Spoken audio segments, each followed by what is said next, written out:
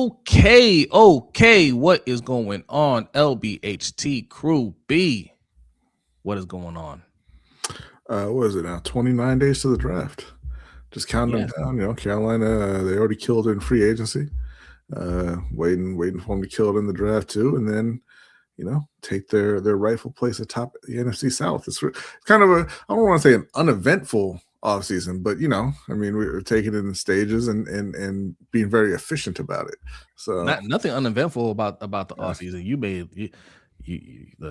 made a lot of big splashes early, and you said, okay, now we can chill and spend the rest of our time preparing for the draft. And if you hit on the draft, man, watch out this year for the Panthers, man. Good Lord. I'll tell you what, watch out anyway.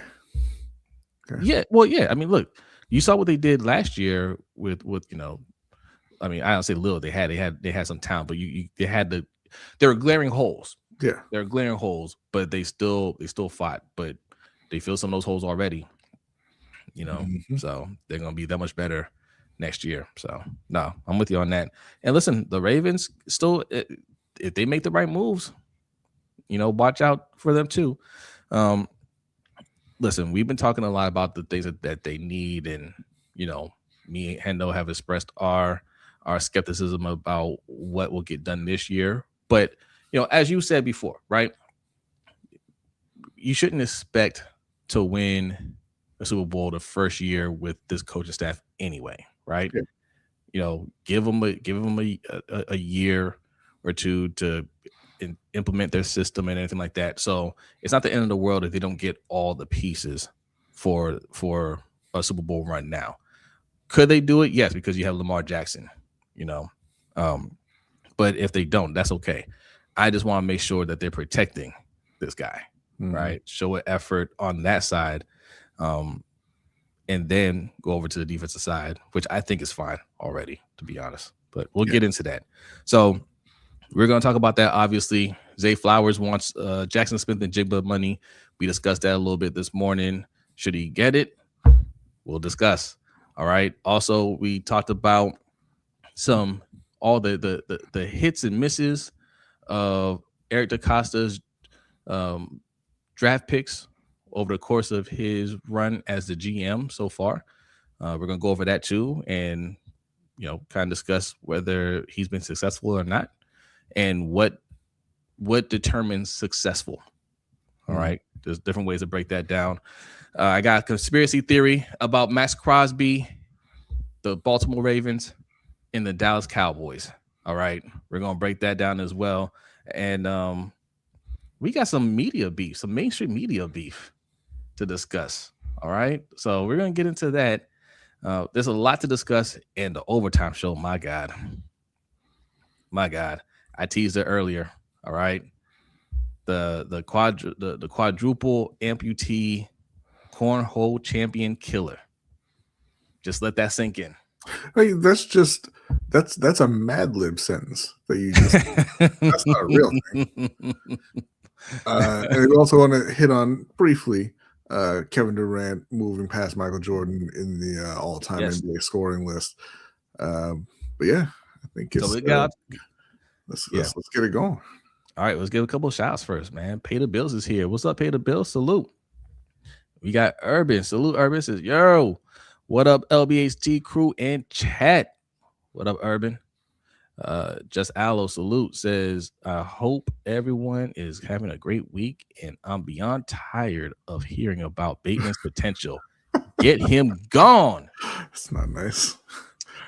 Okay, here's where I'm at. Sure, he's under contract till 2045, ain't he?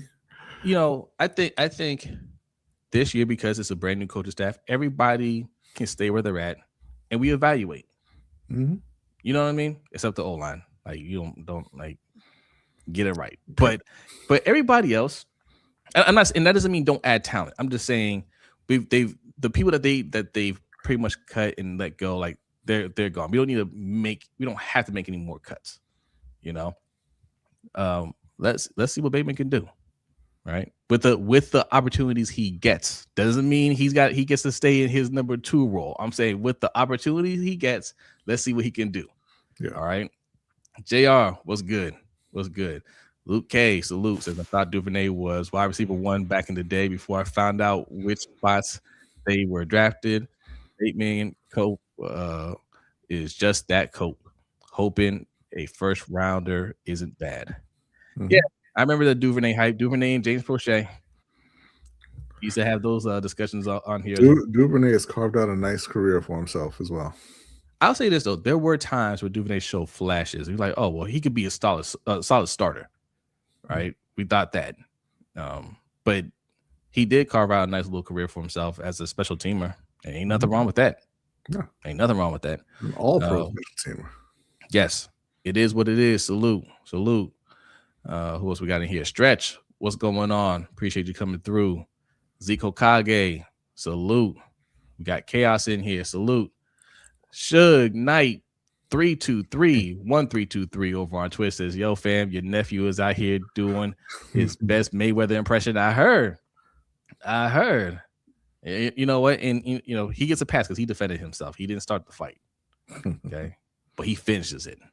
All right. That's okay. That's all right. Shelly Shell, what's going on? Appreciate you coming through. Devin, what's going on? Appreciate you coming through. Let's see. But do they have an LJ8? No. There's only one of those. There's only one of those. That's here in Baltimore. So we gotta treat them right. Our super producer is here. Adelia says, hey, everyone. Be sure to hit that like button and subscribe if you haven't.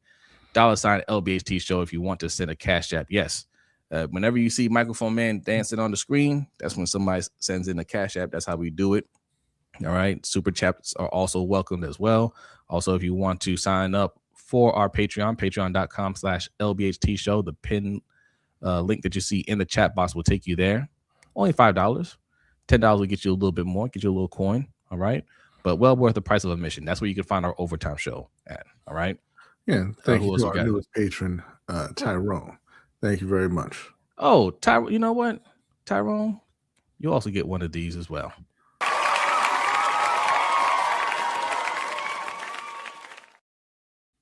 Yes. I gotta upload the rest of the animations here. Yeah, get back to doing that. But yeah, thank you, Tyrone. Appreciate that. Who else we got in here? Stacy is here. What's going on, Stacy?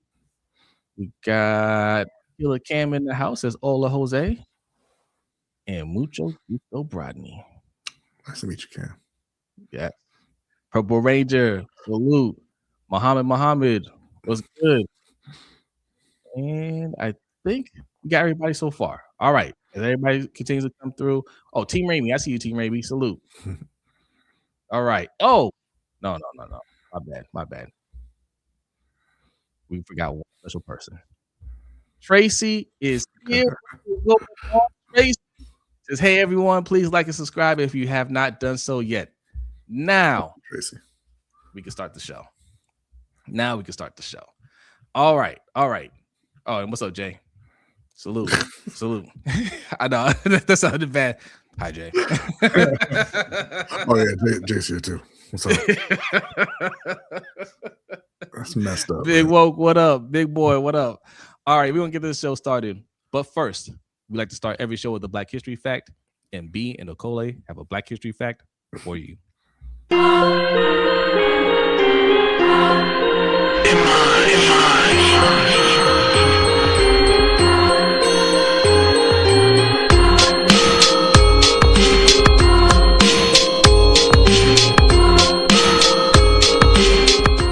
This week on the LBHT Black History Fact, Frank Wills was a young security guard whose sharp instincts changed the course of American history. Born in Savannah, Georgia in 1948, he grew up with limited opportunities and left high school early before joining the Job Corps, where he trained as a heavy machine operator. After health issues pushed him out of factory work, he drifted through a series of low-wage jobs until he landed a night-shift security position in Washington, D.C. It was during one of those routine patrols on June 17, 1972, that Wills noticed tape placed over a door latch in the Watergate office building. When he removed it and later found it replaced, he called the police. an action that led to the arrest of 5 burglars inside the Democratic National Committee headquarters. That single moment of vigilance set off the investigations that exposed the Watergate scandal and ultimately forced President Richard Nixon to resign. Despite the magnitude of his role, Wills never received lasting recognition or financial reward. Instead, he struggled to find steady work, believing that his notoriety made employers wary. He briefly appeared as himself in All the President's Men, but the rest of his life was marked by economic hardship and declining health. When he died in 2000 at just 52, he remained a largely overlooked figure, even though his alertness and integrity had helped safeguard American democracy. His story endures as a reminder that ordinary people can alter history, even if they are not always celebrated for it.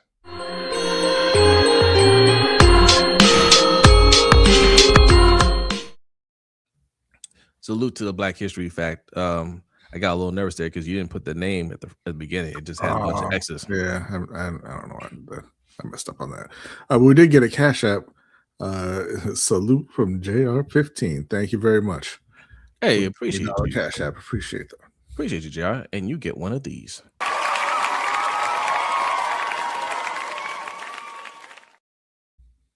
Thank you very much. Thank you very much. All right. Now, where do we want to start? We want to start with how the Dallas Cowboys sabotaged this whole Maxx Crosby trade. All right, because I just listen. It's that old saying, right? Never attribute to malice what can be adequately explained by stupidity. I think that I don't know that Dallas is sophisticated enough to pull off the scheme that you're about to talk about. All right, listen. Let me start by saying that the Ravens should not have been trading. They should have not traded 2 first-round picks for Maxx Crosby to begin with. Mm-hmm. I don't think they should have traded for Maxx Crosby at all. And that's not to say anything bad about Maxx Crosby. He's an amazing player, and he's a game wrecker, and he would have contributed in a major way on defense. Mm-hmm. But looking at the inability so far to fix this O-line, that's clearly the direction they needed to go in, right? So I don't think that's what they should have done. But the deal was done. He was a Raven, but as everybody knows, he's coming off an injury.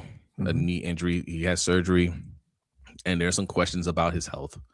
Right, that was understood from the time they were dealing with them, and for a lot of teams. Okay, so the Raiders said, "Hey, it is what it is. This is our asking price." And I want to bring something up.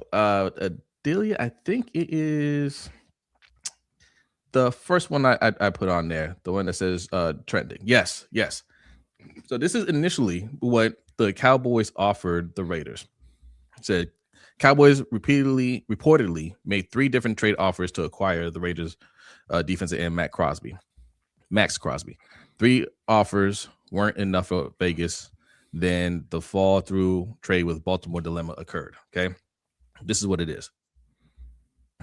First offer was pick 20. They have 2 first-round picks.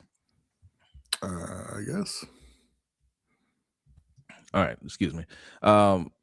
Pick 20 plus Osa Odigizua. All right. The second offer was pick 12 and a 3rd round pick. And the third offer was pick 12 and a 2nd round pick. So the best offer was a 1st and 2nd round pick. And Vegas said no. We said 2 first round picks. Okay. So then the Raiders came in, gave him 2 first round picks. And then obviously we know what happened there. We could take this down, put up the other one. Which one is this? The one with the not the report, the other one, the red letters. There we go. Degenerative knee issue. That's what they're worried about. The Ravens flagged Maxx Crosby's knee during his physical due to a degenerative issue which raised questions about his long-term durability, per Ryan McFadden. Baltimore immediately backed out of the trade due to this arthritis-like knee issue.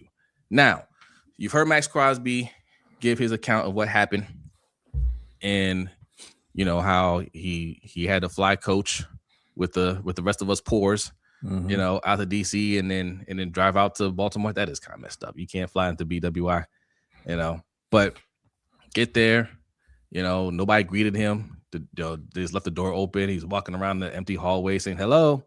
And then finally, you know, a doctor flagged him down and said, look, in here, you know, we got to do an MRI. And he didn't see anybody for 5 hours.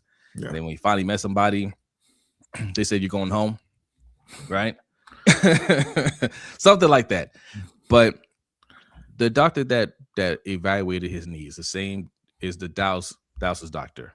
He's like he is the best knee doctor in the business. And he told them, look, this year is going to be fine. Maybe next year. And then that's about it. The knee's not going, you know, it's not going to hold up. You probably don't want to do this deal. So EDC said, hey, can't do the deal. Can't do the deal. Sorry. And then you bring up the last one, Adelia. This is what's been reported recently, that the Dallas Cowboys would still be interested in a potential trade for Raiders defense and Maxx Crosby. I like the bottom part there where it says, imagine Jerry Jones ends up landing Crosby in Dallas, and then it has the shocked emoji. Yeah, imagine that he trades one of the best young edge rushers in the league in Micah Parsons, who's 26 years old, and lands a 28, 29-year-old with an arthritic knee. Imagine. Incredible. Such wizardry. He showed them. So, do you think the Cowboys set us up? I don't think so. I think that look, Dallas doesn't, like I said, they don't have the foresight. They don't have the I mean, they have the lack of character to do it. I don't think that they have the planning, the intelligence part of it that it'll take to make that happen. And I don't want to call this doctor's integrity into question, because he is just a doctor. He might work for Dallas, but he's a doctor. Yeah. Jerry Jones is just desperate to make headlines for the Cowboys. They got rid of Micah Parsons. They have not been able to replace him. They didn't have a good season. Nobody really cares about Dallas right now. And he just likes to have people talking about the Cowboys, and once he gets in his head that he wants something, he wants it, right? So he wanted Maxx Crosby before, and they said, hey man, we can't do this deal. He's got an arthritic knee. He's only going to be good for 2 years. And he's like, all right, don't do it. And then a couple of weeks pass, and he's like, what would be real nice? Maxx Crosby. A new stat came out, said he leads the league in forced blown blocks on run plays, and it's not even close. We got to get that guy. And they're like, we talked about this, Jerry, and he's like, you're fired. Right. So I just don't. I think it's just an old man who's desperate to do anything he can, one, to keep his team in the news, and two, he does want to win again. He just doesn't know how to do it at this point. But he's just desperate and doing whatever he can think of. Do you think they are truly back in the Maxx Crosby discussion? Yeah, absolutely. If they've got 2 first-round picks, and he wanted Maxx Crosby before, he's absolutely back in on Maxx Crosby. He's just going to try and get a discount. Well, that's what I was about to ask. There are 3 offers made, right, that weren't good enough. Does he go back to one of those offers? Obviously, the best one. It's not going to be his first or second round pick. I don't think anybody's going to give you a first or second round pick at this point. No. First and third? Maybe. First in Odigizua? Yes. The 20th in Odigizua. Yeah. I can see that happening. Tight to me. Or the 20th and a third. And that might happen on draft day. Yeah. Because I'm sure he's going to call him up. He's like, you're not touching the 12th pick now. Yeah. Because you lied. You lied to us. So it's going to be the 20th pick, and then maybe a future a future fourth or a future fifth, and then they'll go from there. But I'm 100% sure they're back in. Like, now, why not? From this guy Ryan McFadden, he was also reporting how Maxx Crosby, has recommitted himself to the Raiders, and he's hyped up about playing this year and everything like that. The Raiders need to do right by him and let him know, like, hey, you're not staying. You know what I'm saying? Well, I mean, at this point, they probably think he is staying. But if they can find a deal, yeah, they should absolutely. Well, they should at least let him know, like, hey, we're still shopping you. Yeah. And I think they can get a deal. It's just they're not. Listen, the jig is up. You had your shot. Like I don't know if there was discussions with the Ravens to lower the asking price or something like that. But when the when EDC called and said, hey man, we're gonna have to send them back, you should have said, one, no take backs. Two, let's all calm down, take a deep breath here, and tell us what's a reasonable compensation, right, in your eyes, and let's make that happen. But he's in your facility, he's staying there, right? Like, tell him to go ahead and I've been on Twitter. I've seen him in that Ravens jersey. Like, he don't belong to us no more. Yeah, that's what the Raiders should. That's what I would have done. That's why, we don't want him, right? Clearly, we don't want him. We done made other moves and everything, and they're like, "Hey, we gotta send him back." Hold on, time out. What do you want to give us at this point? Like, with everybody kind of pointing and laughing at you as the Raiders and talking about how you tried to screw over, Baltimore and all this, and you're liars and you're incompetent. You know what you're doing. Oh my God, look how much they overpaid Tyler Linderbaum. Just like nothing's going. Like they made a lot of good signings, but like the perception about the Raiders is just all bad, right? At this point, if you got to take back arthritic knee, why don't you call Christian Wilkins back up too? Like, get the defense back where, at least you'll be able to play, right? Yeah. So Adelia says the Cowboys got the 20th pick from Green Bay in the Michael Parsons trade. Okay. Gotcha. Okay. Yeah, that makes sense. Go all out. But I feel like they're still trying to move him. And if you're still trying to move him, at least let him know, hey man, like, don't get too comfortable. We're still trying to move you. And I wonder, like, what is acceptable for them now, right? Now that the asking price obviously has to go down. Nobody's going to give you 2 first-round picks. Yeah. Right. And that's another reason why when people were like, oh, or Adam Schefter and whoever else was reporting that, GMs are looking at the Ravens funny now, like, they're not going to want to deal with them in the future. Okay, well then you give 2 first-round picks for Maxx Crosby. He's available, right? But you know what I'm saying? But those things, Jesus, like, nah. I don't want to do that. Yeah.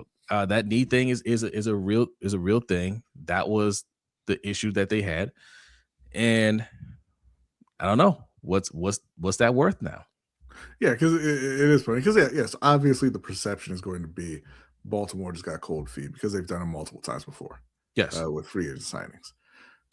But if that were the case, none of y'all want Maxx Crosby. Yeah, none of y'all want Maxx Crosby, who's perfectly fine. Okay. And to be fair to EDC, those times happened with Ozzie, not EDC. Yeah. But yeah, man, I don't know. Because if you're the Raiders, you can't take less than a first plus something, right? Like, you don't want to look that bad. Like, it's gonna just end up they're just going to keep him, and he's gonna ball out this year, and they're gonna try again next year. I can see Dallas getting him because they have 2 first-round picks. I can see a team. How many teams got 2 first-round picks? I feel like there's Dallas does. The Rams do, I believe. The Rams can get. Oh no! The Rams traded their other one already.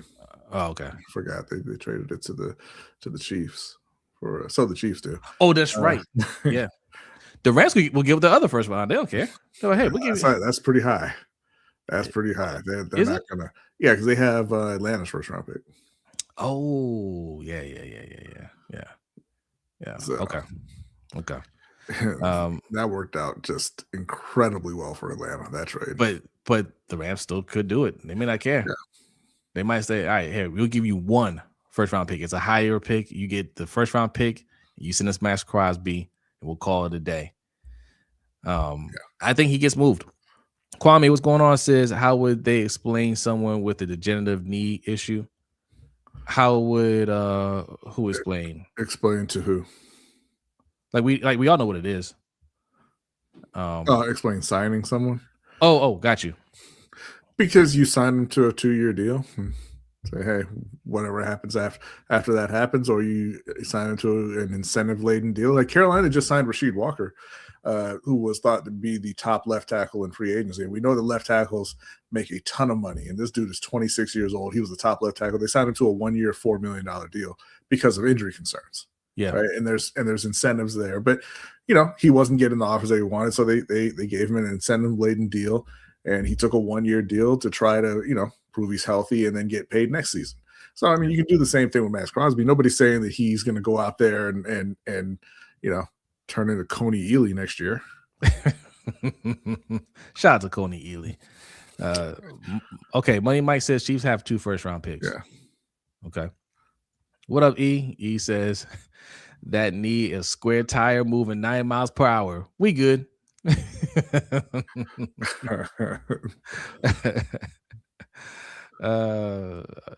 Neuropsych Sports says I wouldn't mind XL on the Ravens. Which XL? I know you ain't talking about league yet. I would mind, sir. No. You don't. No. Listen. We'll trade you XL. We'll sign DeAndre Hopkins.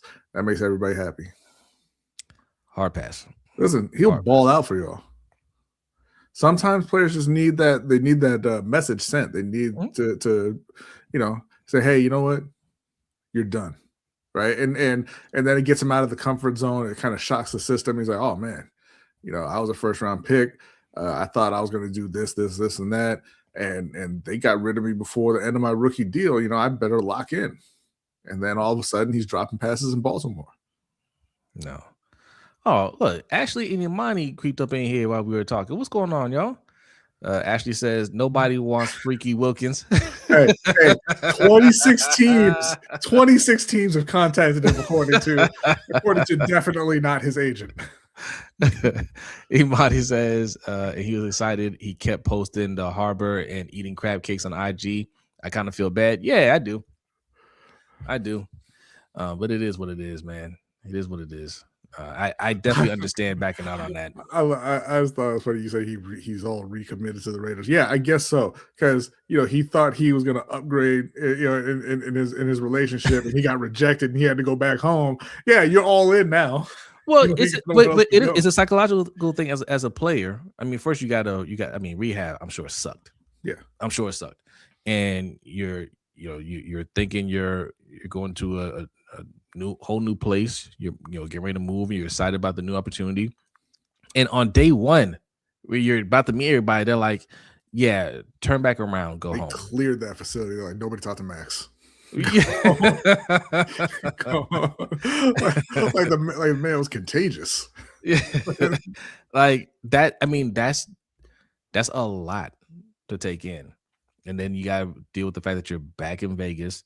And he's always said the problem isn't his teammates. Yeah. It ain't the fans. He loves the environment there. He loves it. It was just the front office, he was having problems with. And that can all turn around immediately, because you look at that team, they have Brock Bowers, one of the best tight ends in the league.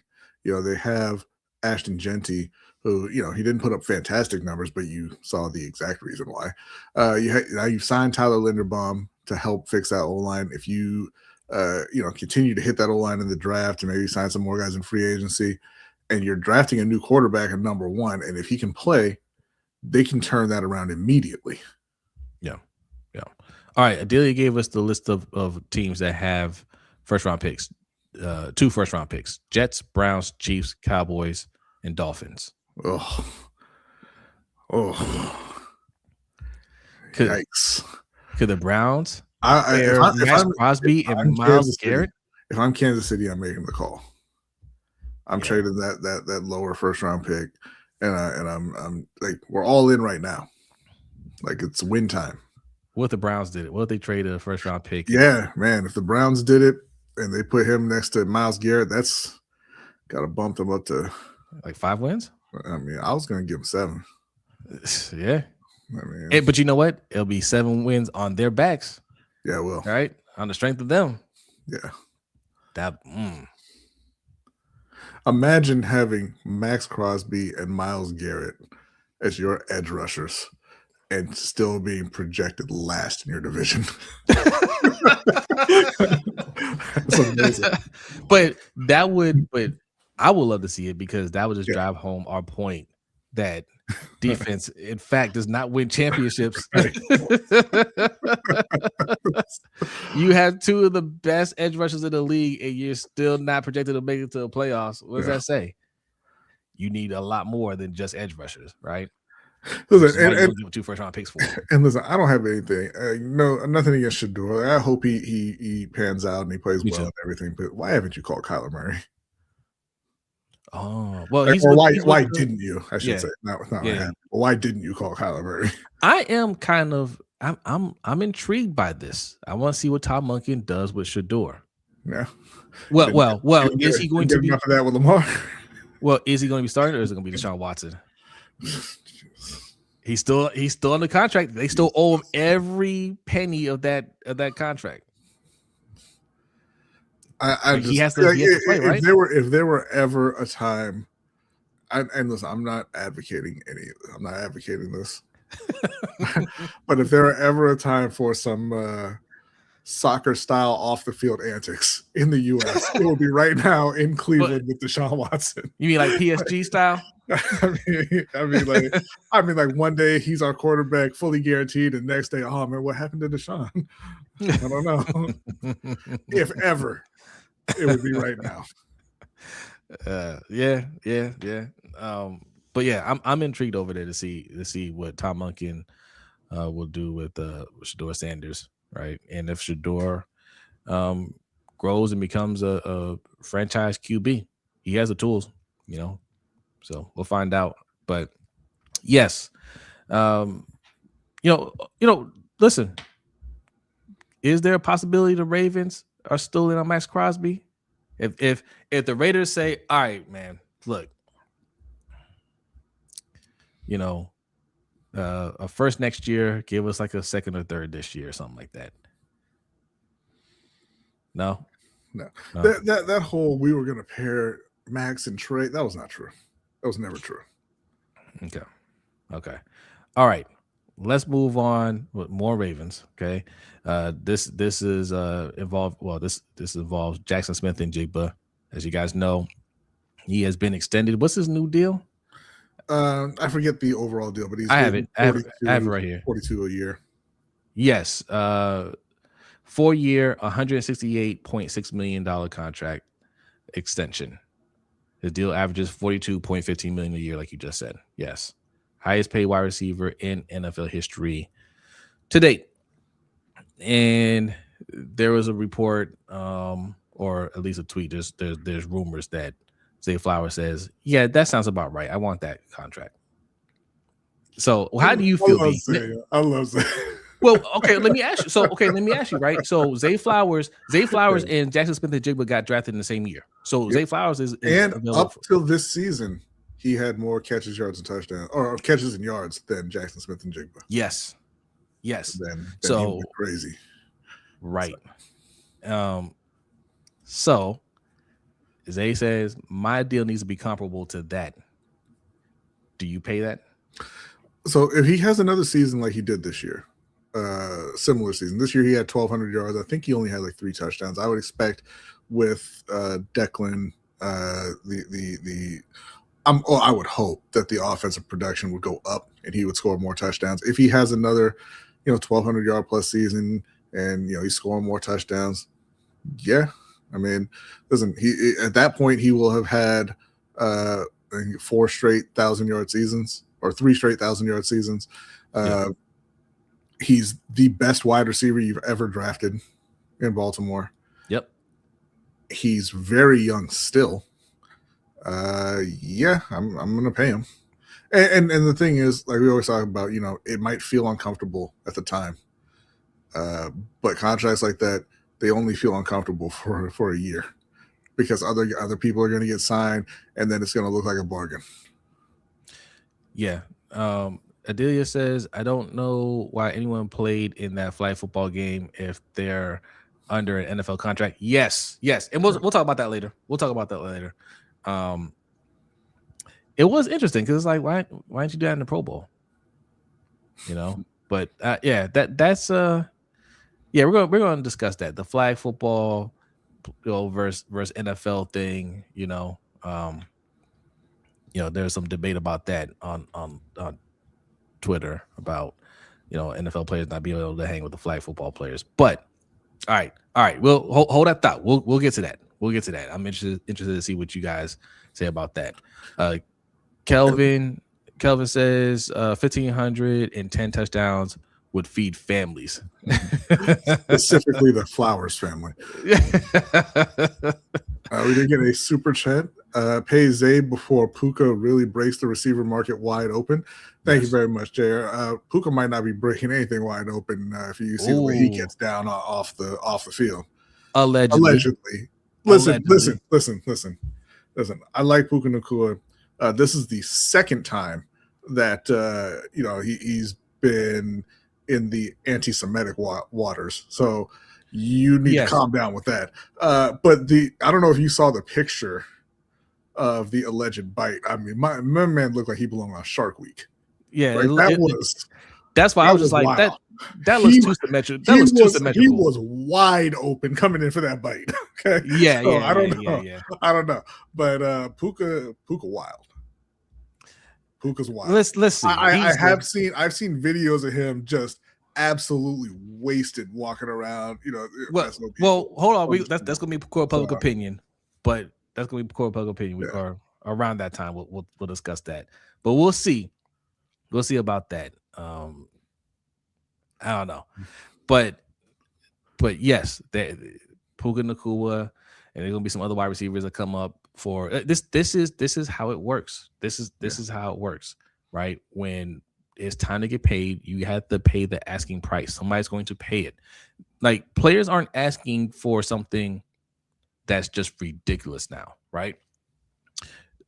Like, there's a lot of information out there. These agents know exactly what players are valued at, what they can get out there. It used to be, a player could ask for a lot of money, and then a team like, well, yeah, we'll see if you get it.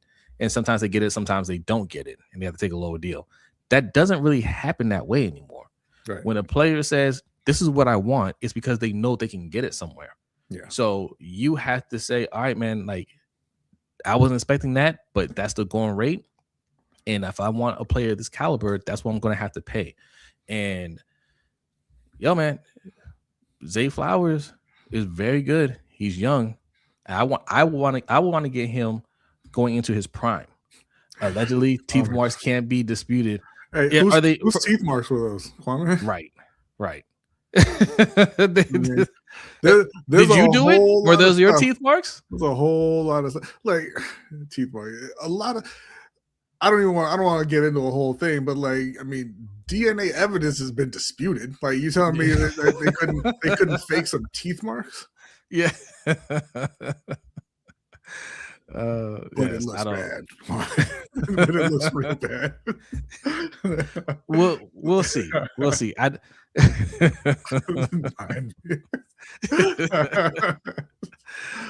But no, like, yeah, you have to pay it. You have to pay it. If he says, I want something similar to that, especially if you're gonna wait. I don't know. Would you wait? I would sign him right now. They're saying that they want to get him extended. So I'm assuming that they want to do that right now. Like I said, it's probably not going to make a whole lot of difference in terms of what he's asking for. It's just that the only difference will be he'll ask for more next offseason, right? Yes. Because and even if he doesn't have a great season, if he gets hurt or whatever, he'll come back asking for the same. If he has a great season, he'll come back asking for more. So definitely try to get it done right now. Yeah. You know what? They're ready to talk about Puka Nacua right now. We go look at this. Urban says Puka Nacua. and listen.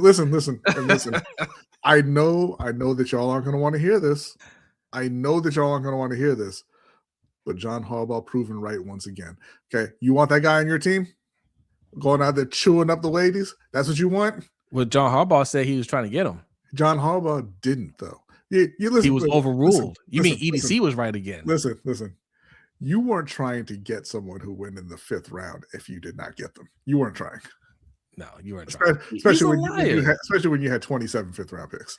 All right. All right. Let's talk about it right now. So, okay, obviously, you guys know the news. Obviously, a woman said that he would scream some anti-Semitic slur at her, and then bit her. What was that, like on her back, on her shoulder? Like, yeah, like on her shoulder blade. It looked like, if I remember. And he completely denies it. He says this is a joke. This is clown stuff right here. That no way, right?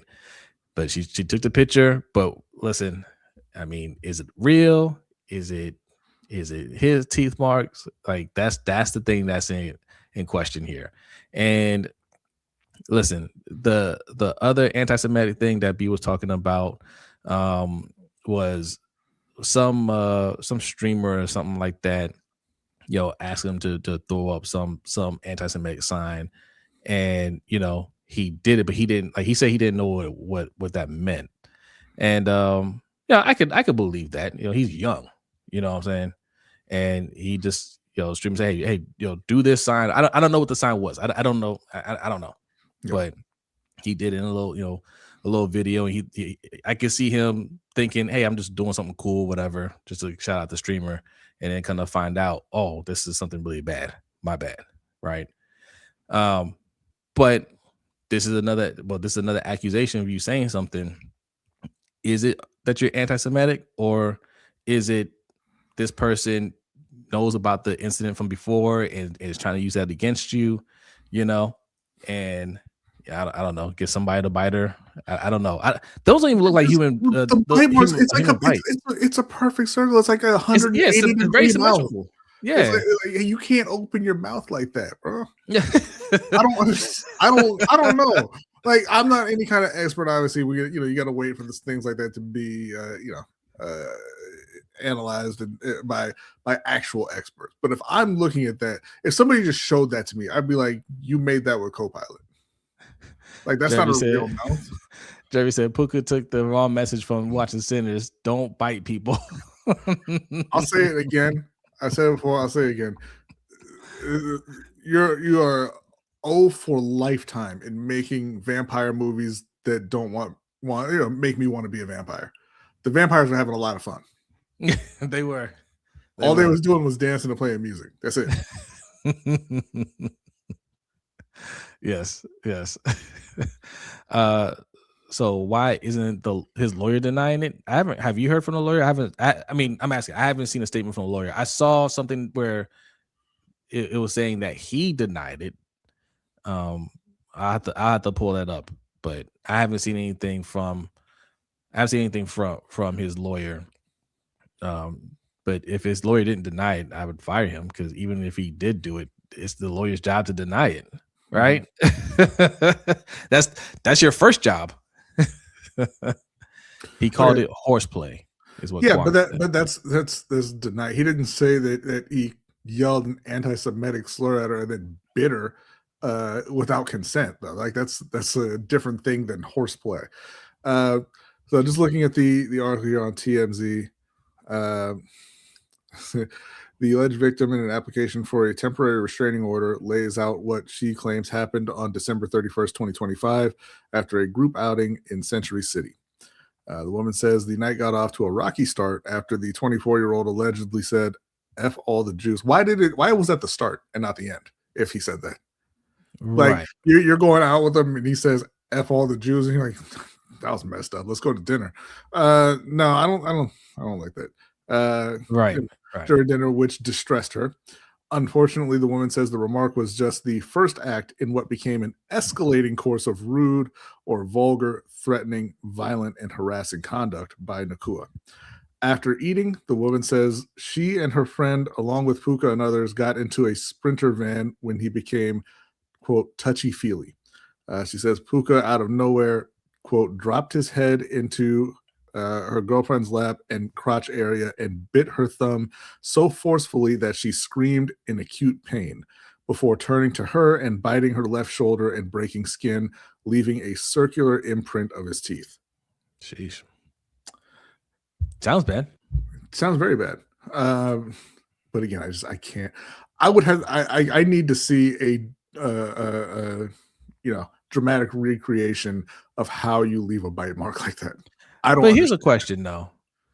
You're going out to eat, and somebody in your group says "F all Jews," and you're like, so what we eating? Right. So what's on the menu? What do you guys get? What you eating? Like that's what you do? That's real weird. It's real weird. Yeah. Y'all go ahead. I'm not eating with this guy. He's disgusting. Right? Like why is it like why'd you bring that up when you were clearly okay with that part of it? You know what I'm saying? Like you're trying to she was distressed. You were distressed, but we're still hungry, I guess. Right? We still got to eat, that it wasn't disturbing enough for you to just end the night right there and say we're not going out with this person. This okay, so it goes on to say the alleged victim says she went to the police a day later and filed an incident report. Unfortunately, she claims the story doesn't end there. In March 2026, she says a mediation conference was convened where attorneys for both sides, along with a crisis PR team, were set to discuss what allegedly went down months earlier. The woman says Nacua's team threatened to, quote, contact TMZ and other press and media outlets and to disseminate false, inaccurate, and or deliberately exaggerated public statements about the events of December 31st, 2025. Nacua's attorney, Levi McCathern, says the whole claim is nothing more than a shakedown attempt, and he says the woman has asked for millions. I don't buy that in a meeting with her lawyers, Puka's lawyer said, we're going to lie about you to the press. Right. I don't buy that. But the rest of it, we'll see. Noah, what's going on, Noah? He said, Puka said pre-meal. Well, this is after dinner, I think. This is after dinner. Yeah. But yeah, I don't buy that part. Again, I don't put this past Puka Nacua either. I don't know the man. Yeah. But I don't know. Like, listen. Saying it's a shakedown, yes, in some cases, a lot of cases, that's what's going on, right? And as athletes, you got to not put yourself in these situations. Do your best to not put yourself in your situation. But listen, man, if you bite me and you leave a mark on my back, yes, I'm going to sue you. You know what I'm saying? Mm-hmm. Or knock your teeth out. But, I don't think I can knock Puka Nacua's teeth out. So I'm going to have to sue you. It looks like he can take a punch really well. and it looks like he really values some teeth. So he's not letting that happen without a real fight. Right? He might bite my hand off. I'm good. I just call my lawyer. We'll handle it that way. So they had mediation. What I didn't hear in there is that there was an offer or anything like, hey, okay, here's a couple of dollars, just keep quiet or whatever. Right. Typically that's how those things happen when something did go down. They're like, all right, my man drank too much, we'll take care of your medical bills, we'll throw a little something your way, we're good. But when they say no, you get nothing. You're either a disgusting person or it didn't go down that way at all. Yeah, we'll see. We'll see. Again, this is not the first time that Puka would have been out in public acting wild. Baseball lifestyle said, lock his ass up.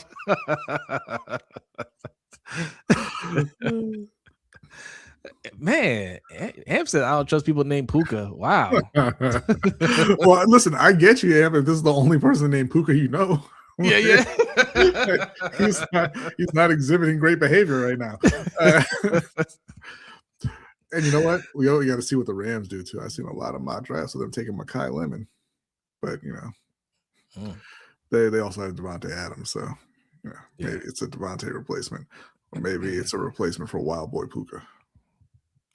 They have options. I know that, or maybe they just don't care. They're like, how long is this thing going to take to get resolved? Because Super Bowl's in February.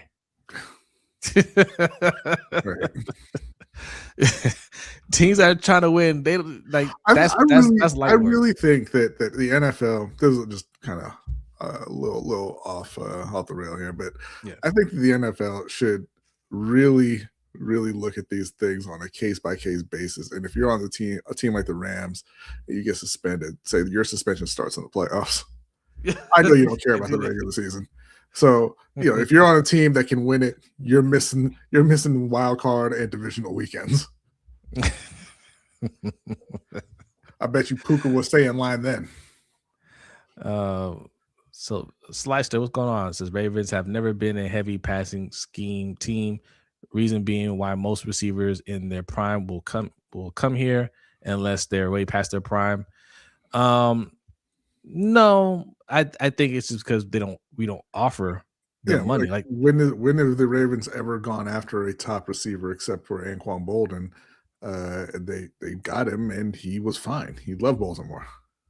He didn't want to leave. He said he wanted to retire a Raven. We pushed him out. I mean, we traded for T.O. and then that fell through.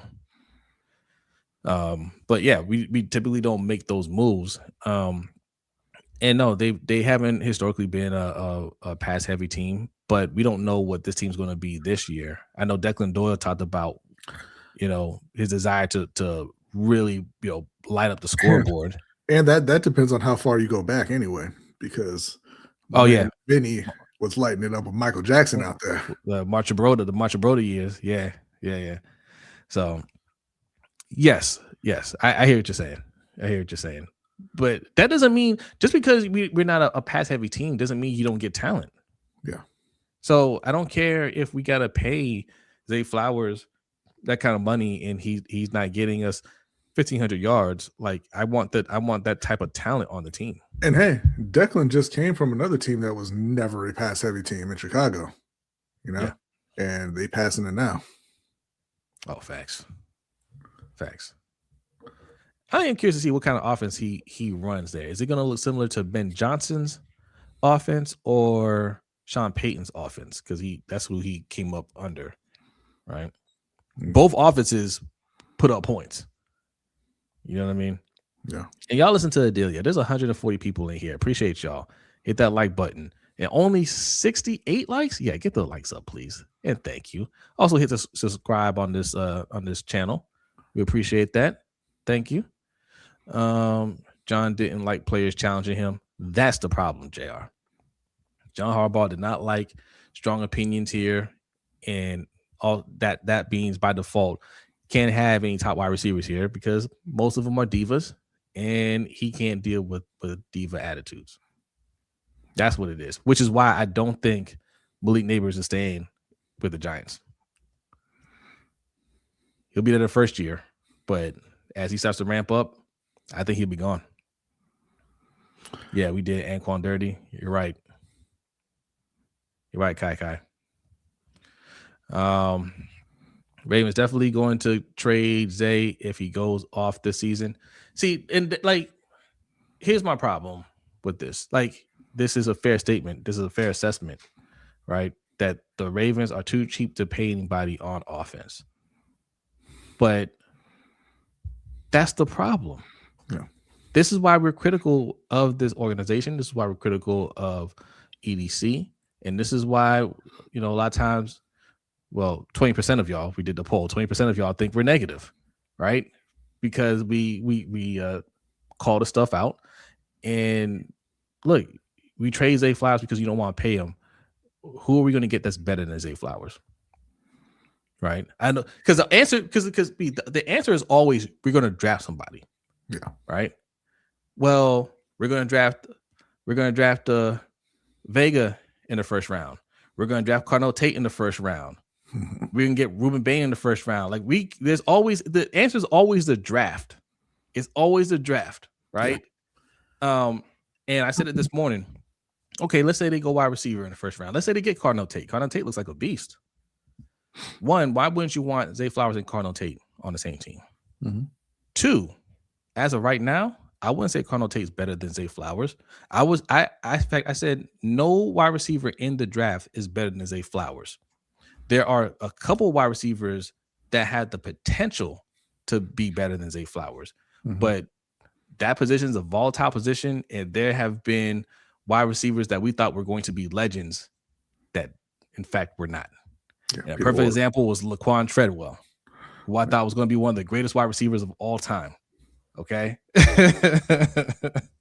There are some wide receivers that look like they could do everything and they can do no wrong, and they just don't work out. So I wouldn't give anybody, I just wouldn't out the gate say, hey, this person is better than Zay Flowers. Zay Flowers is a very good wide receiver. Yeah. And we got a super chat. Appreciate that. Go ahead and read that. Thank you, Mad Rasta. Thank you. He says, have y'all talked about first round safety or cornerbacks yet? EDC can't help himself. He's a creature of habit. Couldn't even commit to a trade. That wasn't Eric's fault. But no, I think that I don't think corner is going to be on the board for them. Mansour Delane, I think, is going to go before their pick.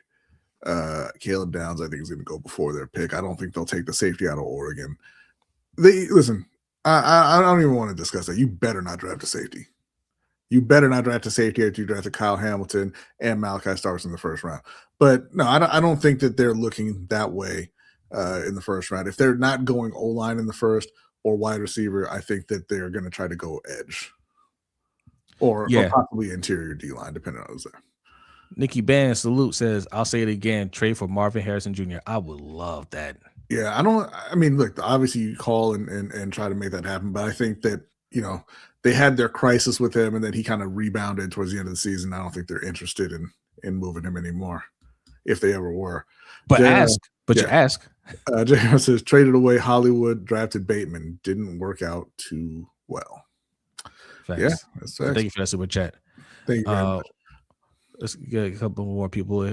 Myron, appreciate that. Says, great content, bro. Y'all be live in the AM early as F, but I always watch it anyway. Y'all speak the truth. Appreciate it. Yes, we do the morning show every Monday, Tuesday, Wednesday. It's streamed. It's simul-streamed here in the Rogue Pod. Okay, do that with Hendo, Jose and Hendo in the morning. All right. Monday, Tuesday, Wednesday, 6:15 a.m. Eastern time is when you can catch the morning show. All right. It's meant to be a quick 30-minute show, but it rarely goes 30 minutes. It's usually, 45. Like the last 2 days we did an hour, but 40 minutes is that sweet spot. And I'm trying to get it to. Jay says, just asking is EDC's specialty. That's true. Facts. Yeah. That is true. He always shows interest. And he loves saying that too. That's a possibility. Everything's a possibility. We could possibly do this. We could possibly do that. Yeah, you better start making possibilities realities when it comes to that O-line, my friend. And listen, the reality is he's just cheap, right? Like I have a friend like that. They'll go to the store and they'll find something they really like, and then they'll turn it over and look at the price tag and like $5. Ooh. I'm gonna come back when it's on sale. He's cheap on offense. He's not cheap on defense. Yeah. And that's the thing that's getting me. Like I'm trying to figure out, how does he see this resolving itself this year, right?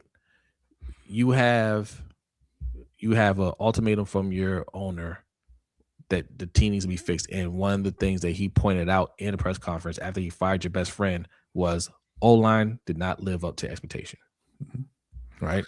And he said, I know, John Simpson, after we don't pay Tyler Linderbaum. So what he had to sign Tyler Linderbaum. That was one of the things he absolutely had to do. So when we're talking about needs, Tyler Linderbaum, center wasn't in the conversation because we assumed he's going to get that done. No. He didn't get it done. So now you need left guard, center, right guard. I know you signed John Simpson. He's bad. John Simpson's bad, right? Now he's going to get an opportunity to start. So, all right, that means you got to look at the other guard position. And How It awesome can't would it be. be if Voorhees and John Simpson won those jobs? But that's what I'm saying, That'd right? be Like amazing. that's what I'm saying. Like we can't. You can't rule out the fact that Voorhees wins that job because Emory Jones is somebody that they like. I like Emory Jones. If Emory Jones isn't quite there yet, or if he gets hurt, then we're talking about Voorhees, right?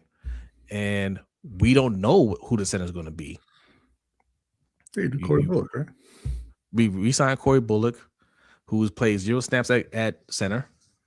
We signed the guy Pinter, who's played like 7 snaps at center. Hey, no. Or games. No. I'm sorry, games. He started 10 games over his 5 years. Yeah. So we don't have a center on the team. So that means we're looking towards the draft to get somebody. Who? We're not getting anybody in the first round. We're getting somebody in the second round, third round. We don't have an answer at center. And that's why you should have paid Tyler Linderbaum for that reason right there. The answer can't be we'll figure it out when it comes to the O-line. That can't be the answer. If you have to overpay, that is way, way better than saying, oh, we'll figure it out. Yeah. 7th round center. We had a 7th round center. We cut him. Nick Samac. Well, he wasn't 7th round. I think he was like 5th round or something like that. No, I think he was 7th. Okay. No. He was later. But I don't think he was that low. So we're in a bad situation with this O-line. And even though we have a lot of draft picks, and this is a perfect segue. We have 10 draft picks. How many of these draft picks do you think EDC is going to hit on? Because we need, at least one guard. We need a center. We need a tackle, right? We need a D tackle. These are needs that we have to have. So do you think out of the 10 picks, he can hit on 4? That's 40%, right? We discussed this before. The league average for, players that hit, and we can define that in a second. But the average is about 30%. Teams hit on about, I think they said it's like 27 to 30% is the success rate on their overall draft picks. Like in the first round, it's the rate is higher, but over the 7 rounds, it gets a little bit lower. Yeah. What do you guys deem successful? Like good quality starters, contributors, what would you call successful be? It depends on the round that they're drafted in, right? A first round player needs to be a good starter for a long time. So they got to get a second contract with you and they got to be a starter. Second round, that's another player that you want to be a starter. Doesn't have to necessarily be a starter right away. Third round, again, is a guy that over the course of their rookie contract contributes a good deal. And obviously you want all these players to get second contracts with your team if they're good picks. But when you're talking about on day 3, 4th to 7th round, you're really just looking for guys who can contribute on that rookie deal. If somebody is good enough to get a second contract, I mean, that's just kind of extra on top. But you're really making your the viable part of your roster in those first 3 rounds. You need those day 3 guys and vets and everything in free agency to build out the depth. But in terms of, the guys that you're building your roster around, you're really looking for those guys in the first 3 rounds. Okay. And I agree. Now we had 10 draft picks, but we have a first, second, and third, right? I think the best move for EDC is to try to package up and get within those first 3 to 4 rounds, as much as he can. But and by the way, when you say the hit rate is around 30%, just to be clear what that really means, is you get 7 picks, right? That's hitting on 2 of the picks. Like, yes, 2 of the picks out of a 7 round or a 7 pick draft is 28%. Yeah. So like that's right around where you are. And then every other year you hit on 1 other pick. That's what we're talking about. Okay. Now I'm going to put this chart up. If you guys saw the morning show today, this is from the morning show. It may not be 100% accurate. I used Copilot, which is a chat GPT, AI type thing. And it's not great. Okay, I had to get this thing to regenerate the image a few times and make sure it was accurate. But it should be 63 players. That's how many players EDC has drafted from 2019 to 2025, right? And we're just gonna go through the list, and we'll go as fast as we can to kind of determine which players would you consider a hit, which ones we weren't, and then we'll kind of tally up how many players out of all these picks were hits. Okay, so 2019 Hollywood Brown, I would say a hit, even though like he didn't make it to a second contract. We'll discuss that separately, because there's another stat for that. How many players made it to their second contract? I think that's the last 10 years. I want to say like 40%. 40% of players made it to the second contract with their team. All right. Okay. Hollywood Brown, would you say that's a hit? No. Okay. Wow. Out the gate. What do you guys think, chat? You think Hollywood Brown was a hit? I thought he was a good starter for us. He was a good starter for a year, right? And then they got rid of him, and he wasn't a good starter in his rookie year. He had one really good season in Baltimore, and then he got traded, and he hasn't done anything since. Okay. So if he had left Baltimore and still been a good starter, I would say it was a hit. But he has not been a good starter, on his subsequent team. So I'm not giving him credit for that being a hit. And we know that he was like the 5th best wide receiver in that class. Well, I don't factor in what these players do for other teams. They have to be a hit for our team. Well, but again, if you just limit it just to Baltimore, right? He was a first-round pick, so that's 5 years. They didn't have him for 5 years, and they basically got one good season out of him, or maybe two. Let me look it up here. But they didn't get close to 5 good years out of him. Okay. So yeah, he was in Baltimore for 3 seasons. He hit 1,000 yards in his 3rd season. He has 769 yards and 8 touchdowns his second year, 584 yards, 7 touchdowns his rookie year. I wouldn't call that a hit. All right, no hit. Jalen Ferguson, rest in peace. Not a hit. Miles Boykin, no. Justice Hill? Yes. I would say yes.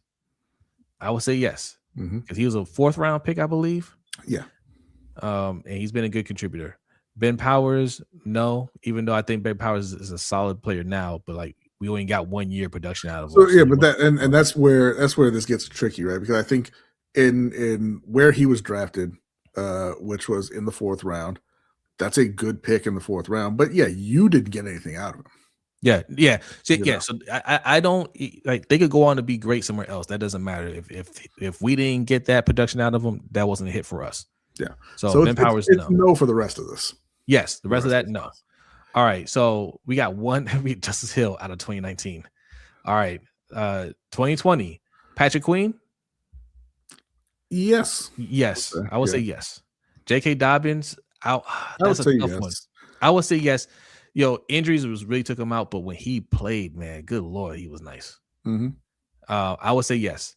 Matabike, listen, I tried to get Cole Pilot to correct it and put Nnamdi, and Cole Pilot was being a little xenophobic and said, no, we're going to go with Justin. Like, Nnamdi, that sounds pretty racist. No. So Nnamdi Matabike, yes. Mm-hmm. Duvernay? For a 3rd round receiver, I think that you got to get more than just a kick returner. Yeah, he's borderline. Yeah, borderline. Borderline, but I'm going to lean towards no. Malik Harrison, no. Tyree Phillips, no. Ben Bredesen, no. Brodny Washington, yes. Prochet, no comment. Out of respect for my man, Coach. No. Okay. Geno Stone is a yes. Geno Stone, yes. So we got 1, 2, 3, 4, maybe 5 if you count Duvernay. That's a borderline 5. So 4. So we got about 5 total.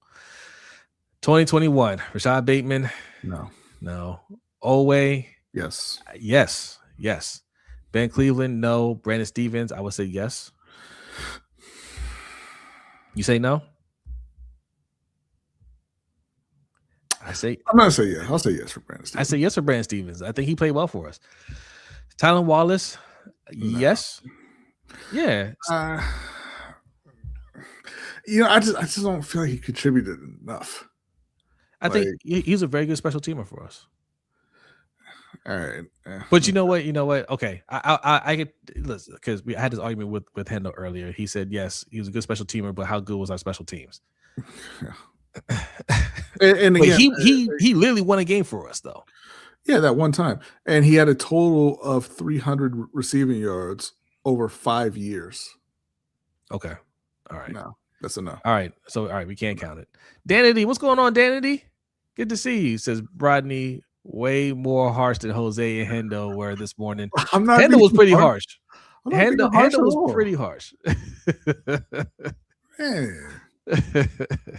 Good to see you. Sean Wade, no. Dalen Hayes, no. Ben Wason, no. No. So who are we saying out of this? Owe and Brandon Stevens? Yeah. All right. So we're up to 7. Okay. 2022. This is the money one. Yeah. This is the big one. Kyle Hamilton. Yep. Tyler Linderbaum. Yep. David Ojabo. If this was George Pickens, this would have been a legendary draft, B. Yeah. We'd be talking about EDC in a completely different manner. But it was David Ojabo. So it was David Ojabo. Travis Jones is a yes. Yes. Falele is a no. No. Jalen's a no. Kolar, I think you give him a yes. Jordan Stout, yes. Isaiah Likely, yes. Pepe, no. Tyler Beatty, no. So this was a pretty good draft for him. So yeah, 1, 2, 3, 4, 5, 6. Okay. Yeah, he was over 50% in that draft. That was money right there. Good job, EDC. So that brings us to 13. And then comes crashing down in 2023. Zay Flowers is a yes. Yes. And then we've got not all those. We got Trenton Simpson's a no. Tavius Robinson's yes. Yeah. Caillou, Mala, and Voorhees are all no's. Caillou, what could have been if we just listened to Big Reg. That's right. All right. So 2 there. So now we're at 15. And then 2024. And now we're into the territory of where it's still too early to really call this. But yes. Nate Wiggins, yes. Roger, yes. Isaac, no. Tez, no. Tampa, no. Ali, no. Leary, no. Sinner, no. Yeah. And Sanusi came no. But and it's still too early to say for Tez Walker, TJ Tampa, because for all those guys, really. But I mean, yes, if we're gonna do it. We did get a super chat.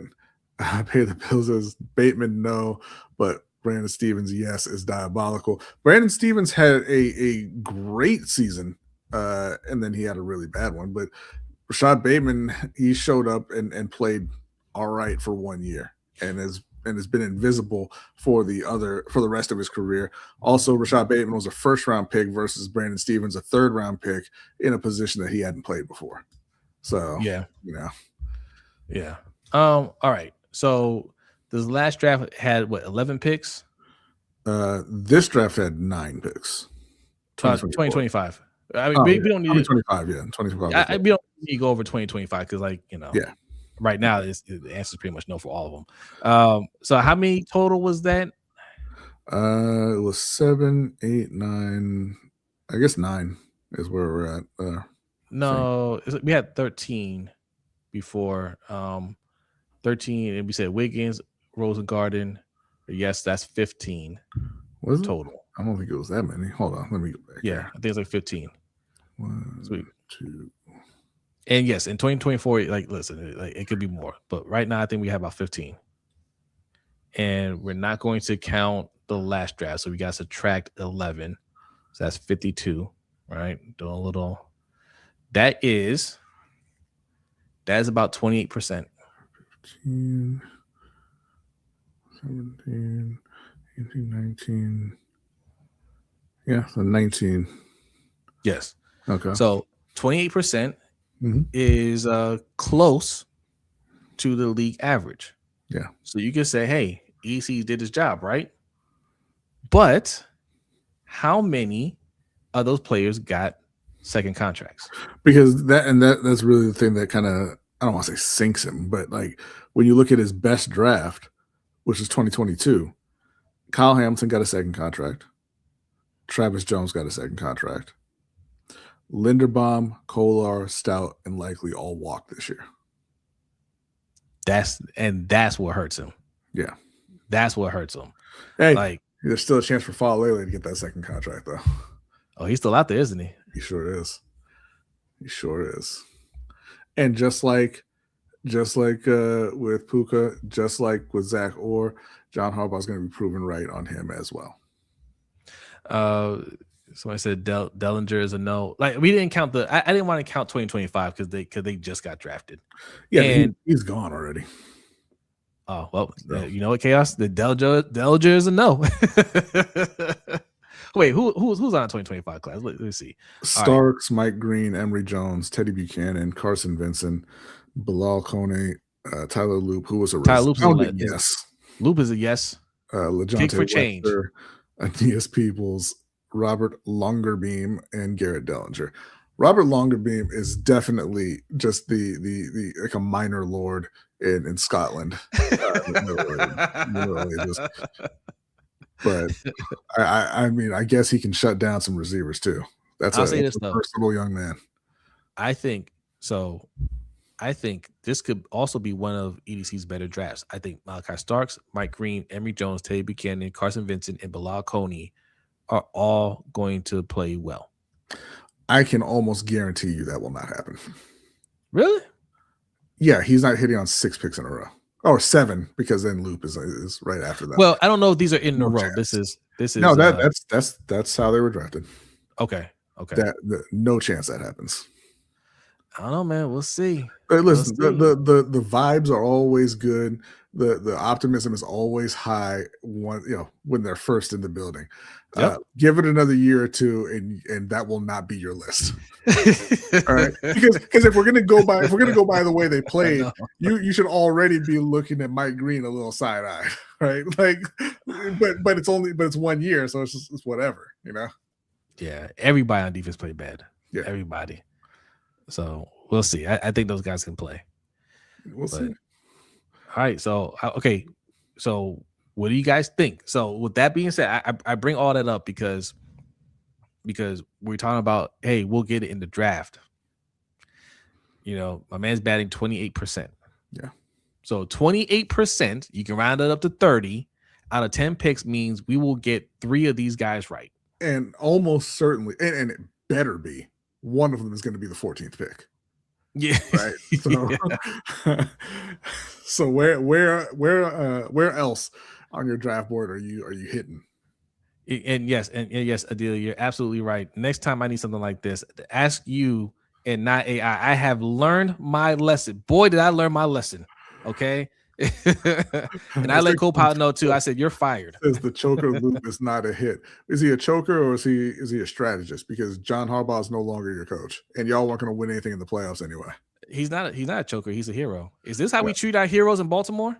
That was the only kick of that distance he missed all year. Let me ask you something, Tyrone.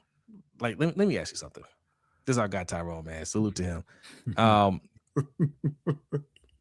Did y'all not want John Harbaugh fired? Right? He looked around and he said, the madness has to stop at some point. I can make this kick and we go to the playoffs and people forget that John Harbaugh is a problem, or we can go home and we can focus on getting this man up out of here. I said, it falls to me, you know. Yes. Not hashtag all wear capes. Now all heroes wear capes. But they wear Ravens uniforms as a kicker. Hashtag kick for change. That man. Listen. I will speak nothing bad about Tyler Loop for at least the first few games. Now it's going to be a problem that he is the only one of this new breed of kickers who can't make it from 60. He's not super great over beyond 50 yards. That's going to be an issue. But if Declan does his job, you shouldn't be kicking from that far away that often. Facts. Danity says Loop is terrible, but we can give him an exception for the result. He missed like 4 kicks last year. Yeah, he's not terrible. And two of them were from like 56. Yeah, he's not terrible. He definitely needs to be in the gym, get that and one leg of them strength up. Strategic. So yeah. Listen, like I'm definitely you are you guys really mad about that kick? You can't be. look at the result. We're still celebrating John Harbaugh being gone. Yeah. Okay,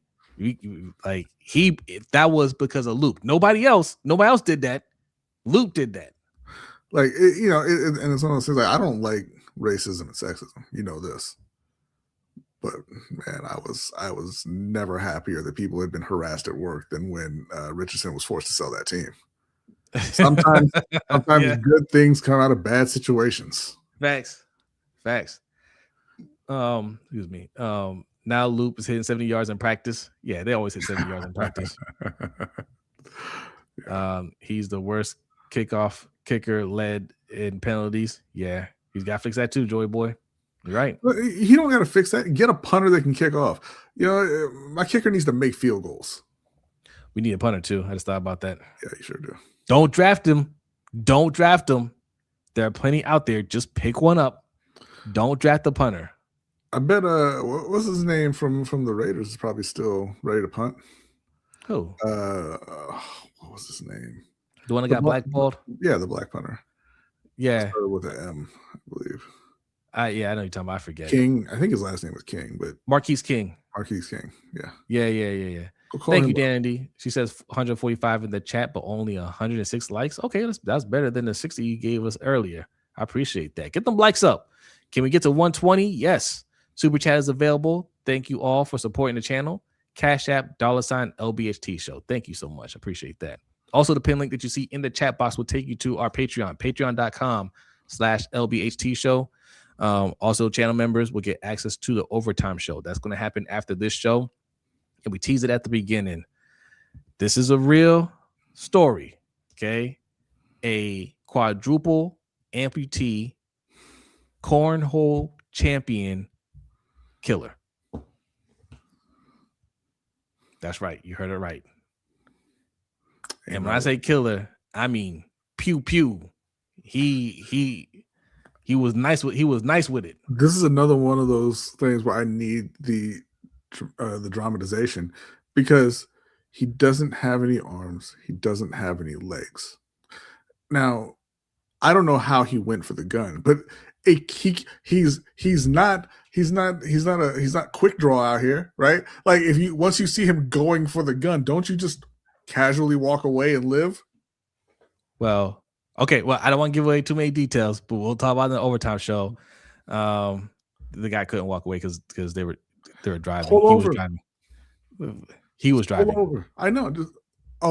He was driving. So he was driving and pulled out the gun. We're gonna talk about it. Patreon.com/LBHT Show. Click that pin link. If a quadruple amputee is driving a car and manages to pull on you and shoot you, it was just your time. It was just your time. You know that it reminds me of. I've been getting these videos on suggested to me on YouTube, like these guys trolling these servers on Red Dead Redemption online, and like they're in like God mode, and they're like shooting up the whole town, and like the guy's flying around, and the gun's not actually in his hands, right? And shooting up everybody. I imagine that's how this guy gets down. Like, he's not actually holding the gun; it's just holding itself up, and he's shooting. He's just shooting everything. But yes, that is crazy work. Yes. All right, patreon.com/LBHT Show. We're gonna talk about that and so much more. We got a lot to talk about. All right, we're almost an hour and a half in. I'm making a little change to core public opinion, because we were going to talk about that one idiot, Emmanuel Acho versus I forget who he was before. Versus who? Leonard Fournette. But listen, I know you're tired of talking about this guy. I know he's not your favorite person. But I just wanted to submit a quick. Kwame, you're ridiculous. I'm sorry. Go ahead. No. What did Kwame say? No, this is one of the submitted questions, but he said, which amputee killer story is more chilling, the cornhole killer or Oscar Pistorius? Well, Oscar had hands, Kwame. Right. So anyway, yes. I'm sorry. Yeah. Absolutely ridiculous. You're in timeout. B, I know every time I bring this up, you're like, I don't want to hear another Stephen A. Smith story. Yes. But I am curious to hear what the chat thinks about this, right? Because I'm not sure if you heard the latest drama. So this involves Cam Newton. Cam Newton brought Jason Whitlock onto his show, right? Because Jason Whitlock was going at Cam, and and Cam does this with you call out Cam, you have a little back and forth. He'll bring you on a show like, hey, okay, we can just talk it out face to face, So he did that, and he's like, "Yo, okay, what's your problem with me?" And I didn't watch it, right? But I know he started out like with, they talked about their issue or whatever, and then he asked him about Stephen A. Smith, and Jason Whitlock, as disrespectful as he can, went in on Stephen A. Smith and talked about how his whole come up is a lie. He he don't know ball and all this stuff. Like, he said the most disrespectful things that you could think of from what I heard. Let me get the super chat real quick from Tyrone. Appreciate you. Says you need to have Ferris on if you're going to have Brodny on.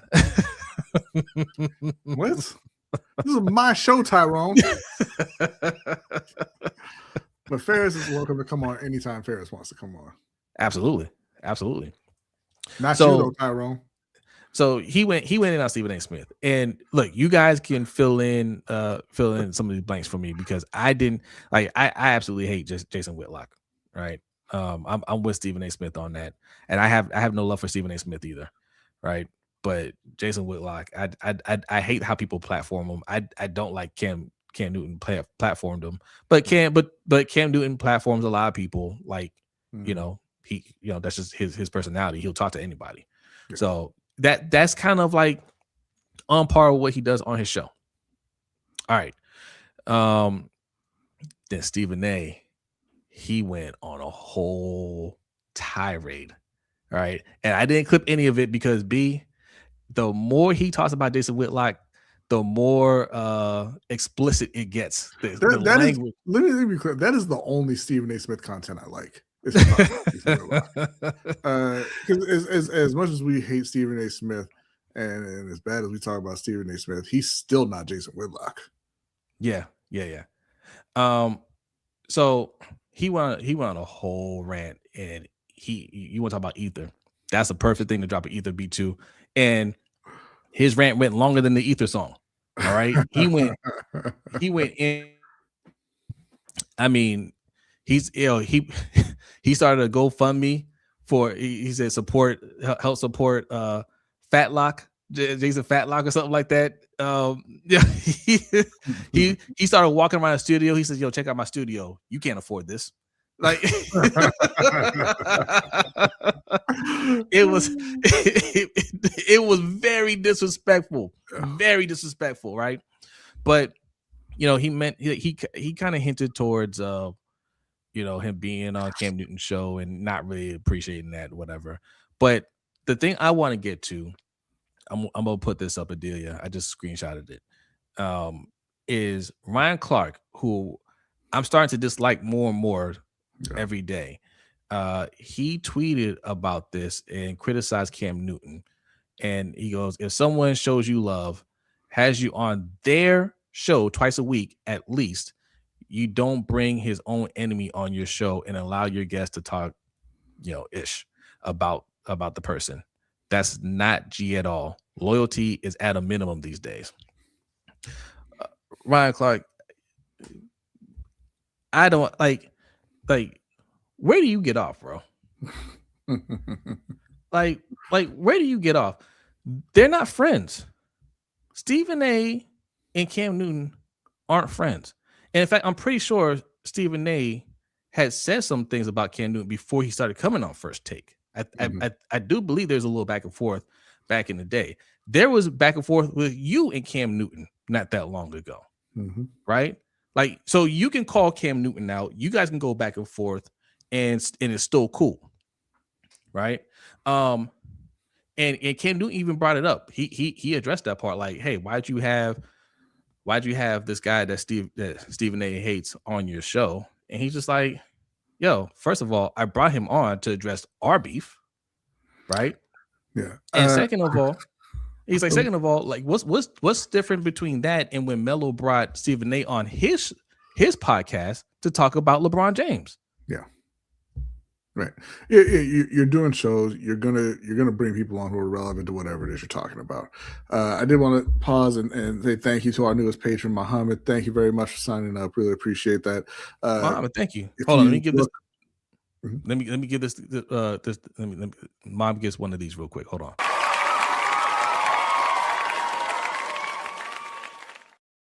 Thank you, Muhammad. Appreciate that. Appreciate it. Kwame says, you mean the guy with the biracial daughter that dissed RG3 for having a white wife? He's an idiot. That's not what he was going at RG3 for. I mean, he sort of brought it up, but that's not what that was about.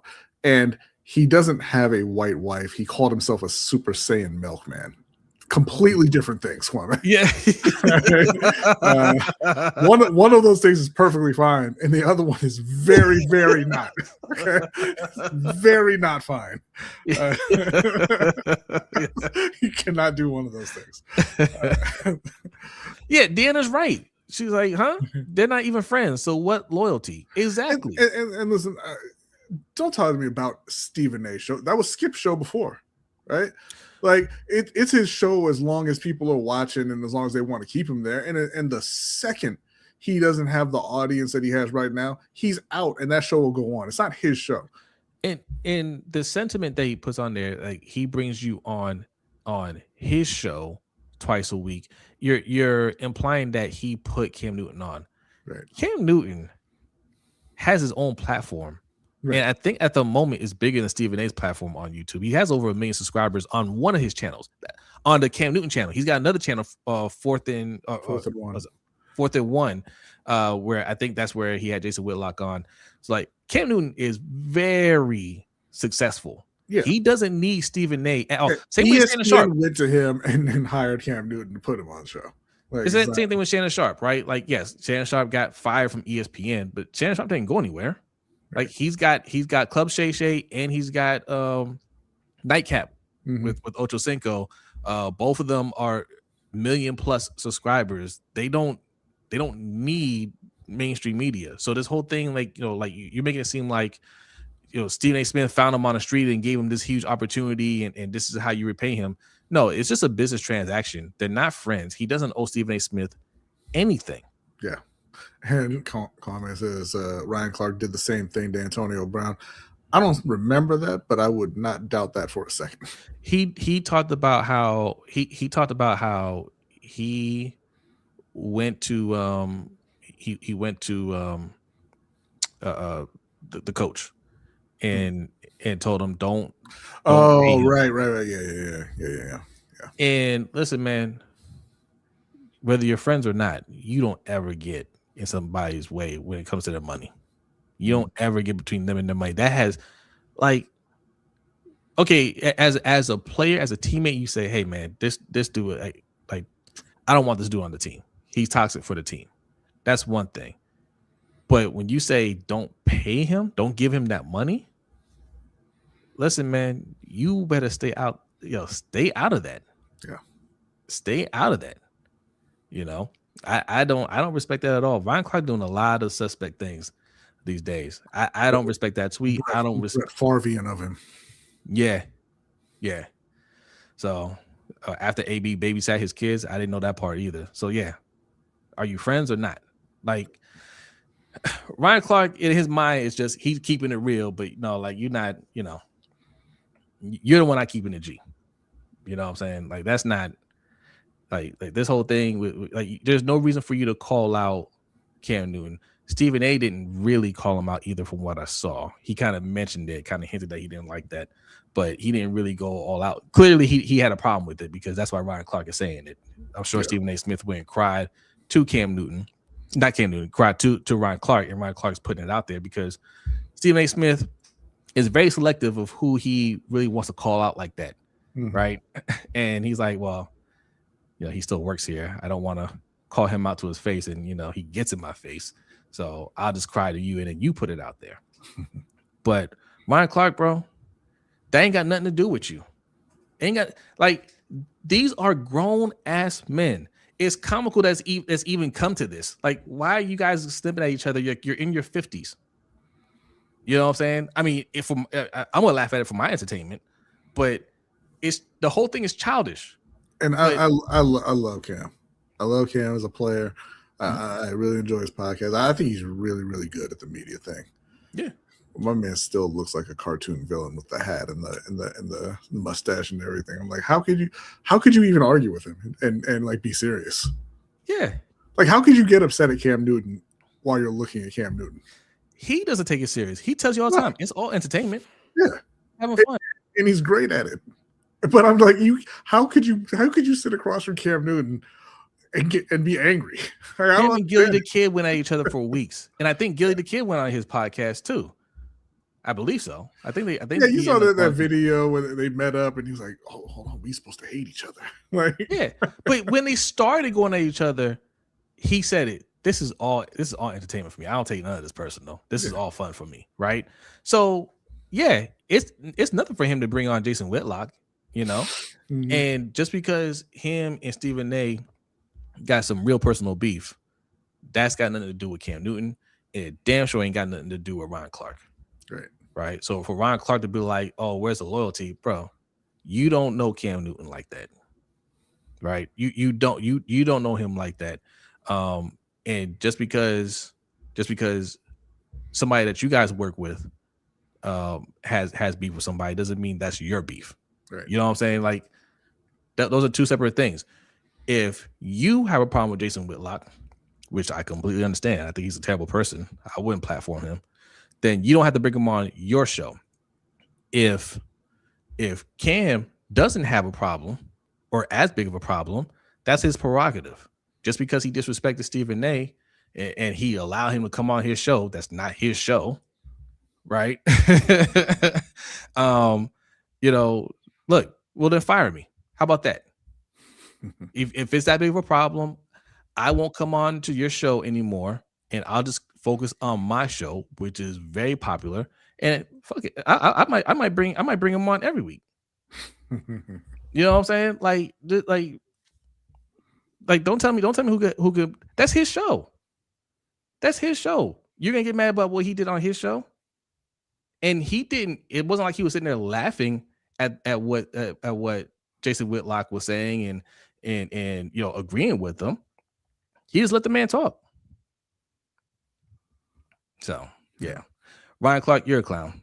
Okay, you're a clown. That wasn't the story I wanted to get to. I wanted to talk about Emmanuel Acho going at Leonard Fournette over his career. But he's just a wannabe Stephen A. and or Jason Whitlock anyway. So whatever. I'll real quick talk about that. I literally had to go back and double check to make sure I wasn't getting him confused with somebody else. Because when he said, hey, our careers are pretty much the same, like you were a bust, I wasn't that good. And I was just like, I know Leonard Fournette had some good years. I know he could play. I know he didn't quite live up to his pick, but he was a good player. I don't remember Acho being a good player, but maybe I was wrong. And I looked it up. I was like, nope, I was right. He was nobody. And I was like, the nerve. The nerve to compare the two of you like you're on the same level. No, Acho, you were nothing at all in the league. I mean, you were good enough to get to the league, and that says something. But at that level, compared to your peers, you were nothing. Yeah. So pretty much. All right, submit questions, and we're gonna get up out of here. Acho was in the league for 2 years. I don't even know how they even got on that whole thing. I don't even know how they got to that point. And Leonard Fournette's a Super Bowl champion. Whatever. Yeah, right. Whatever. Right. It's fine, Emmanuel. Submitted questions. Yes, they call him playoff Lenny for a reason. Yes, Ferris. I read this one earlier, but which amputee killer story is more chilling, the cornhole killer or Oscar Pistorius? It's the cornhole killer, because he had no limbs and he accomplished so I don't want to say accomplished so much, but he did many, many things at one time that you need limbs for. Oscar is it's not a good story, obviously. But if you're asking me which terrifies me more, it's getting shot by a person with no arms and no legs while they're driving. Like, All right, we don't want to get too much into this. We're gonna talk about No, it. Kwame, I did not forget the Pistorius story. I saw you posted in there. You said he shot her through the door. What did he use to shoot her, Kwame? He used a gun, right? Where was it? It was in his hand. Yes. Listen. Two of them in a room, and you're like, hey, one of them's gonna shoot you, right? Who do you have your eyes on? Right. I'm going at Oscar all day. Who do you have your eyes on? The one that can hold a gun and pull the trigger. That's what you have your eyes on. And the one that shoots you is the one that doesn't have that. That's the scary part. Imagine they both have gun belts on and the guns are holstered, and you get shot by the dude who doesn't have any arms. He doesn't have any legs. Your last moments on this earth would be like, what the just happened? Yeah. And Delia says Pistorius is a straight up tragedy. The amputee cornhole killer seems like straight up murder. Facts. Yeah. All right. Hey, y'all need to get over to the Overtime Show. Patreon.com/LBHTShow. We're gonna talk about this. You guys need to discuss this with us. Okay. That's what it sounds like to us. All right.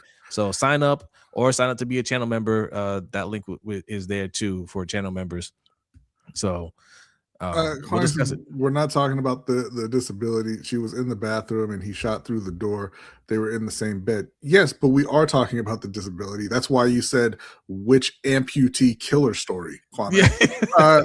But second of all, the one that's less feasible is far more chilling because you don't expect it to happen.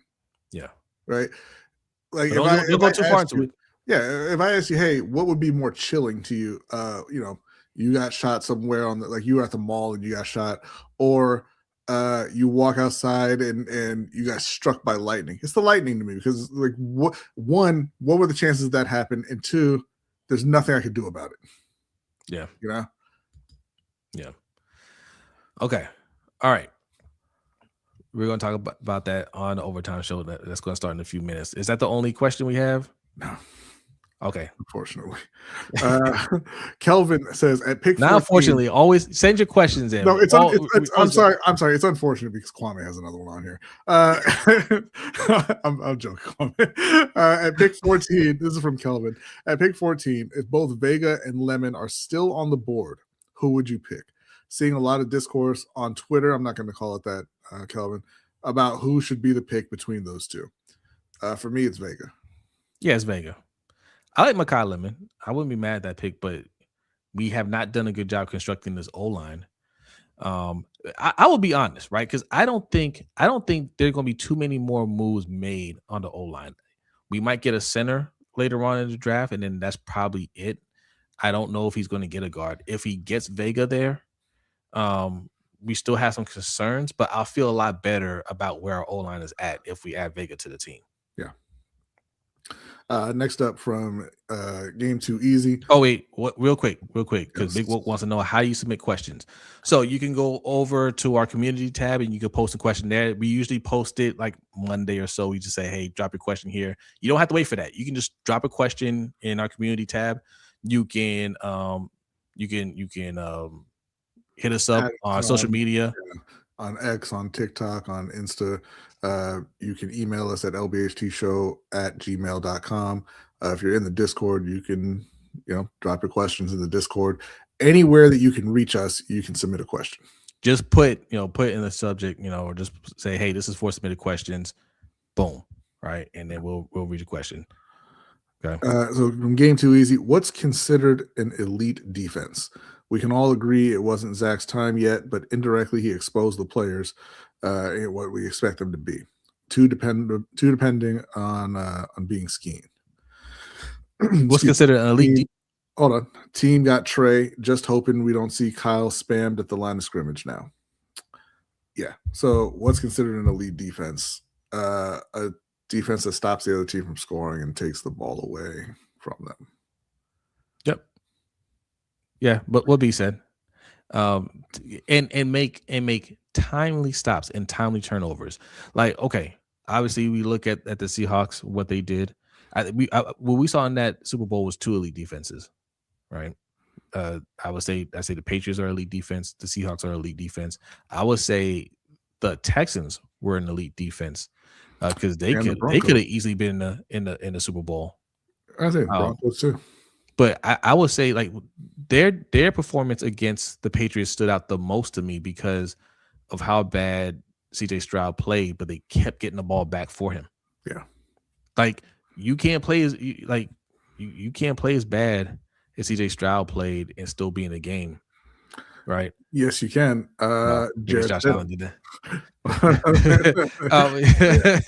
Josh Allen did that, but yeah, like that's what an elite defense looks like. When your quarterback isn't having the best day, the offense isn't putting up points like that, and they're like, well, we're just going to have to make them have a bad day too. Like, and it's not just a talent thing, it's an attitude thing. Yeah. And we need that attitude here in Baltimore. And I think we're going to have that with the coaching staff we have, for sure. Mm-hmm. For sure. All right. This one coming from Kwame again. Thank you very much, Kwame. He says, thank you, Kwame. Is Puka CT ESPN2? Is he the quickest player to show symptoms, or is he just an idiot? First of all, alleged. No, it's not even alleged. He's an idiot. He's an idiot. We don't know for sure that he did what's being alleged right now, but I think we've seen his act enough to know that he's kind of a dummy. I would not attribute that. I wouldn't attribute that to CTE. He's just kind of a dummy. He's young. He likes to drink and he likes to be rowdy. Yeah, the first thing with him throwing the sign or whatever, I can write that off if that's truly what happened. Like, hey, I just didn't know, right? I wouldn't write that off because that dude is a well-known racist. That was on that. I think it was Aiden Ross. I didn't know who it was. Okay, yeah. I do know who Aiden Ross is. Yeah, he is a racist. So I wouldn't write that off. Well, okay, yeah. You might just be anti-Semitic, bro. You might, yeah.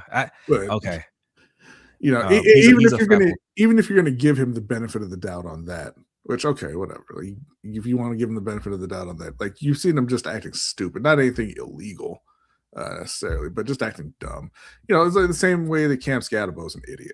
Like he's not out there, getting arrested or anything like that, but he's just stupid. Like, Rob Gronkowski, Yo Soy Fiesta. He's not a bright guy, right? Yeah, but it depends on what you do with that because now it's taking a more sinister turn with Puka possibly. Yeah, but I would not attribute that to CTE. No. There you go. I did say Puka's really stupid. So yes, but yeah. Not.